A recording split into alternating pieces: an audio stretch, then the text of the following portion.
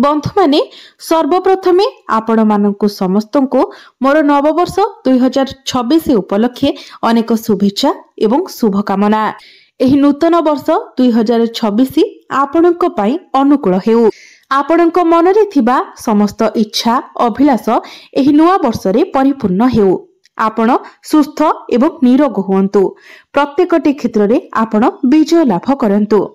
तो बंधु माने आजिर एही भिडियोटी वृष राशि व्यक्ति विशेष मानक पई बहुत गुरुत्वपूर्ण अटे। कारण आजिर एही भिडियो रे आमे माने जानिबा जे एही नूतन वर्ष 2026 आपणक पई किपरि रहिबो। एही नूतन वर्ष रे आपणक जीवन रे कोन सब परिवर्तन आसीबो। आपणकर स्वास्थ्य, शिक्षा, प्रेम जीवन, वैवाहिक जीवन, भाग्य, क्यारियर एवं आपणकर आय, आपणकर व्यय एही नूतन वर्ष रे किपरि रहिबो से विषय रे आजिर एही भिडियो रे आमे माने विस्तार भाबरे आलोचना करिबा। सेथिपाई आपण माने भिडियोटी को स्किप न करी शेष पर्यंत निश्चय देखंतु एवं भिडियोटी को लाइक करी चैनल टी को सब्सक्राइब करि दियंतु।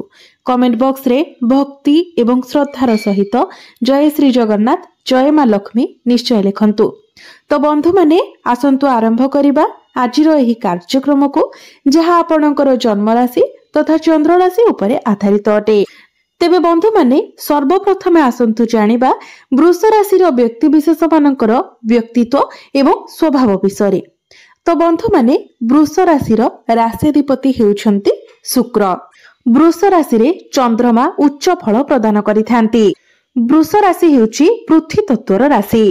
वृष राशि व्यक्ति विशेष माने साहसी, पराक्रमी, स्पष्टवादी स्वभावर होइथांती। वृष राशि व्यक्ति विशेष माने उच्चाभिलाषी होइथांती एवं सेथिपाई से माने बहुत उच्च स्तर रे मध्य पहुंची थांती। परिवार रे मध्य वृष राशि व्यक्ति विशेष मानकर एक प्रकार गुरुत्व रही थाए। वृष राशि व्यक्ति विशेष होइथिले परिवार रे सेमानकर मतामत समस्ते ग्रहण करिथांती।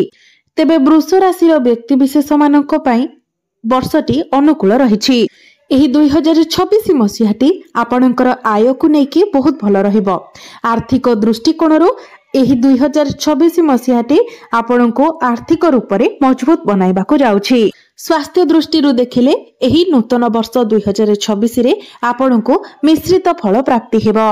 तेबे आपण जदि पारुछंती प्रत्येक दिन योग, व्यायाम, प्राणायाम इत्यादि करंतु। संतान को नै मध्य आपण टिके चिंतित रहि पारंती। जदि आपणकर संतान विद्यार्थी अटंती तो शिक्षा क्षेत्र रे आपणको एपरि लागि पारे जेमिति से ठीक रे पाठ पढु नाहंती। तांकर एग्जाम रे जतिके मार्क आनिबा कथा से माने आनि पारु नाहंती, किंबा आपणकर पिला पाई आपण ठीक स्कूल किंबा ठीक कॉलेज पाई पारिले नाही। एभली असंतुष्टिर भावना आपणको मन रे देखा देबो। एही नूतन वर्ष 2026 आपणको परिश्रमी बनाइबाको जाउछि। आपण बहुत अधिक परिश्रम करिवे, किंतु आपणको आपणकर परिवेशरू सपोर्ट मिलिबो नाही। आपणको उपरे कार्यभार अधिक रहिबो। तेबे आपणको पई एही सजेशन रहिबो जे आपण अन्य कहार कथा न सुनी निज काम रे निजे आगे चलंतु। जदि आपण ठीक बाटरे अछंती, निजर काम को ठीक भाबरे करूछंती, तो परिशेष रे निश्चित भाबरे आपणको सफलता ही मिलिबो। आपण मने रखंतु, आपणको जेबे भी कोनोसी व्यक्ति कोनोसी कार्य करबा को रोकुछंती, आपणकर माइंड डाइवर्ट करबा पई चेष्टा करूछंती, आपण तांकर कथारे बिल्कुल भी न पड़ी निज रास्ता रे आगे चलंतु। निजर लक्ष्य पथरे आपण आगे चलंतु। जदि आपण कहार कथारे पड़ी निजर डिसिजन को चेंज करूछंती, तो आपणको पस्तेबा को पड़ी पारे।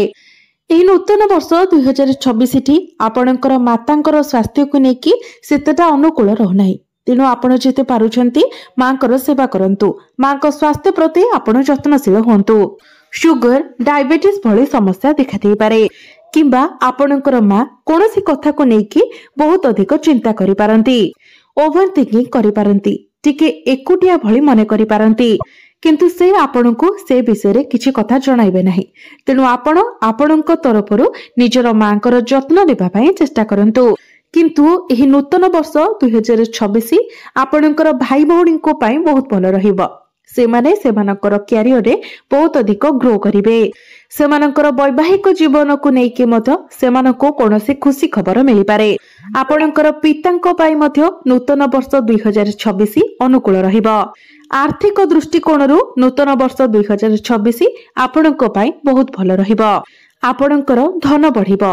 आपण जदि चाकरी करूछंती तो चाकरी रे आपण प्रमोशन पाई पारंती। आपणकर दरमारे वृद्धि होई पारे। जदि आपण बिजनेस करूछंती तो बिजनेस रे आपणकर प्रॉफिट हेबो, जहा फल रे आपणकर डेली इनकम बढ़िबो एवं आपणकर फाइनेंशियल ग्रोथ मध्य हेबो। आपणकर बैंक बैलेंस बढ़िबो। जदि पूर्वरु आपण किछि बड़ इन्वेस्टमेंट करिथिले तो वर्तमान सेथिरो आपणको कोनोसी बड़ लाभ मिली पारे। तेबे मने रखंतु जुलाई मासरु सेप्टेम्बर मास मध्यरे आपणकर कोनोसी एक्सीडेंट हेबार संभावना रहुछि। गाड़ी चलाइबा बेले आपणको आघात लागिबार संभावना रहुछि। तेनु गाड़ी चलाचल कला बेले आपण टिके सतर्क होई गाड़ी चलांतु। आपण जदि आपणकर कार्य क्षेत्र रे स्थान परिवर्तन करबाकू चाहुतिले तो ही नूतन वर्ष 2026 रे आपणको सही सुजोग मिलिबो। विशेष करी 26 जुलाई परे जेतेबेले शनि आपणकर एकादश भावरे मार्गी होई जिवे सेतेबेले आपण आपणकर क्यारियर रे परिवर्तन देखिबाको पाइबे। आपण निजर स्थान परिवर्तन करि पारिबे। एवं 11 मार्च परे जो माने कम्युनिकेशन लाइन रे काम करूछंती, मैनेजमेंट रे काम करूछंती, जदि आपण टीचर अछंती, प्रोफेसर अछंती, लेक्चर अछंती तो एई सब क्षेत्र रे थिबा व्यक्ति विशेष माननको बहुत अधिक सफलता मिलिबो। जेतेबेले गुरु आपणकर द्वितीय भावरे मार्गी होई जिवे आपणक मध्यरे कम्युनिकेशन स्किल बहुत भल रहइबो। परिवार को कोनोसी खुशी खबर मिलि पारे। आपणको आपणक परिवारर सपोर्ट मिलिबो। पूर्वरु आपणकर परिवार रे जहा भी किछि समस्या लागि रहितिला, जदि किछि अशांति थिला तो से सब मध्य दूर होई जिवो। आपणकर बाणी रे मधुरता आसीबो एवं 2 जून को गुरु आपणकर तृतीय भाव को चली आसीबे। दीर्घ 12 वर्ष परे गुरु आपणकर तृतीय भावरे गोचर करिवे। गुरु हेउछंती आपणकर एकादश एवं अष्टम भावर अधिपति। तो आपणक मध्यरे गभीर ज्ञान बढ़िबो। जे माने रिसर्च लाइन रे अछंती, ज्योतिष विद्या अध्ययन करूछंती, तंत्र शिक्षा करूछंती सेमानक पाई ए सब बहुत सफलता आनी देबो। आपणक मध्यरे धार्मिक भावना बढ़िबो। आपण धर्म आडको अग्रसर हेबे।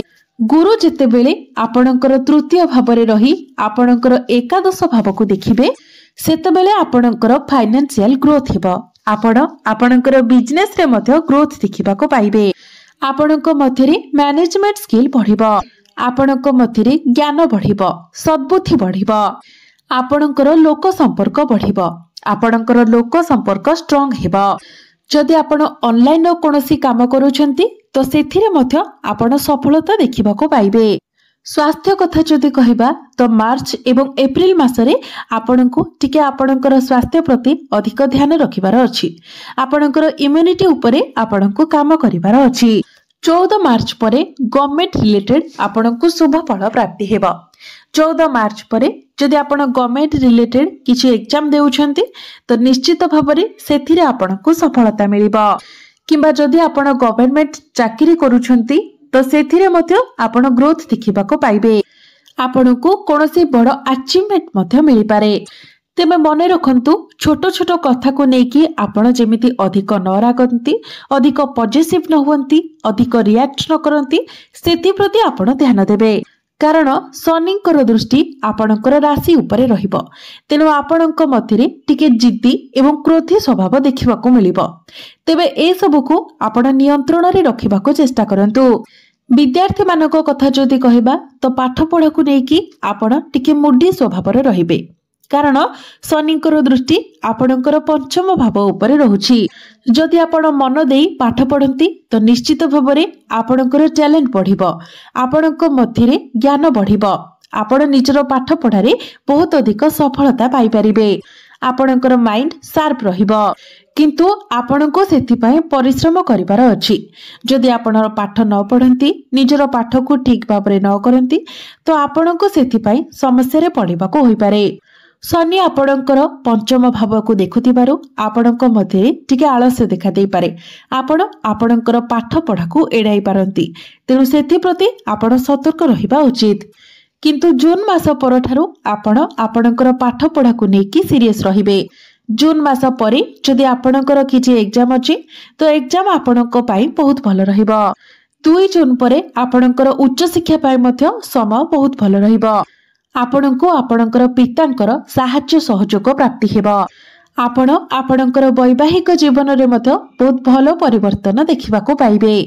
कैरियर रे आपण जेमिति तरबरिया भाबरे किंबा डिसीजन न नियंती सेथि प्रति आपण ध्यान रखिबे। जेतु राहु आपणकर दशम भाबरे अछंती कैरियर भाबरे अछंती तो से आपणको बहुत स्मार्ट बनाइबे। आपण स्मार्ट वे रे काम करबा को पसंद करिवे जहा फल रे आपणको बहुत अधिक सफलता मध्य मिलिबो। किंतु निजर तरबरिया कार्य उपरे आपण नियंत्रण रखिबा उचित।